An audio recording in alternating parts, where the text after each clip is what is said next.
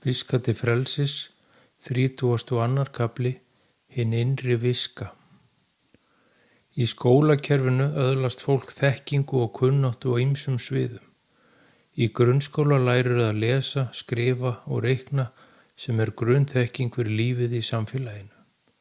Þú lærir að beita orðunum rétt og raða þeim saman í setningar. Þú lærir tjáskipti við aðra og almenn samskipti. Þegar þú verður eldri og hefur lokið grunnskóla getur þú farið beint að vinna og öðlast reynslu og þekkingu á lífinu og þeim verkefnum sem þar bíða. Einnig getur þú valið að fara í framhaldsnám og sérhæfa þig í einhverju fagi. Sem dæmi þú getur valið að verða iðnaðarmaður og vinna meira með líkamanum og höndunum en huganum. Þú getur einnig ákveðið að fara í langtímanám og háskóla og læra til læknis eða lögfræðings eða verða prestur. Ekkert af þessu er betra eða merkilegra en annað og öll störf í samfélaginu eru jöfn mikilvæg því þau mynda eina heild og keðju og keðjan er ónothæf ef einn hlekkin vantar. Spítali sem ekki er þrifinn reglulega verður að lokum óstarfhæfur og þá hefur læknirinn lítið að gera. Þannig hjálpast allir að og allir eru mikilvægir. Það liggur í hugafari mannsins að draga fólki dilka eftir stétt og stöðu og kemur þetta frá egóinu. Hvaða leið sem þú velur þér í lífinu þá er allt þroski og upplifun fyrir sálina. En það er ekki sjálfgefið að sjálft starfi leiði til andlegs þroska og hærri meðvitundar. Því hærri meðvitund kemur innan frá og með því að læra að vera meðvitar sjálfan sig og umhverfi sitt. Með starfinu og eða náminu öðlastu þekkingu og kunnáttu til að leysa ákveðin verkefni og eða framkvæma ákveðina vinnu.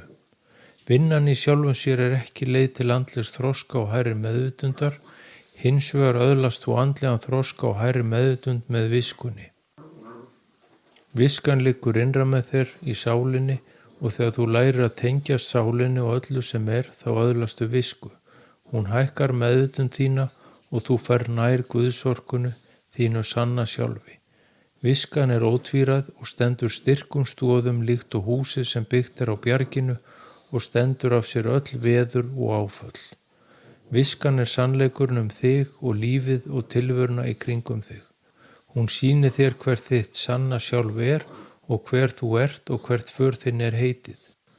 Sá sem tengst hefur sínum innri viskubrunni þyrstir aldrei í fróðleik og vitneskju. Hann hefur öðlast djúpan skilning á sjálfum sér og öðrum. Hann verður óttalaus og fyllist kærleika og öðlast gleði og hamingju í lífi sínu.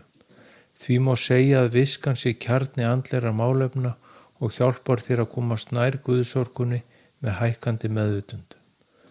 Þessir hlutir eru ekki kenndir í neinum almennum skólum, heldur er þetta kennt mann fram að manni utan við hið opinbera kerfi sem ræður ríkjum í flestum löndum.